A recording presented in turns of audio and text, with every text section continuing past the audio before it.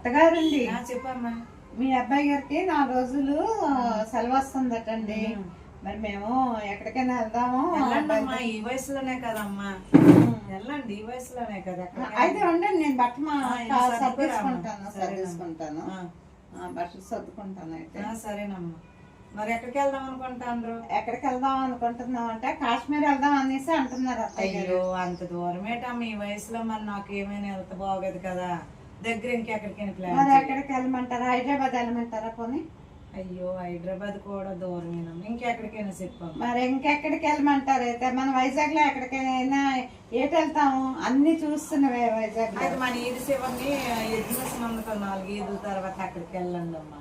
అక్కడైతే నేను కూడా వచ్చి మీరు కూడా వచ్చి. మరి ఎందుకైతే నాకు అన్ని మరి ఇంకా ఇన్ని చెప్పి ఏదో మీ మనసులో మాట చెప్పేస్తే నేను అక్కడికే వెళ్ళిపోతాం కదా. ఉండండి, అక్కడికైనా సర్దుకుంటానులేండి.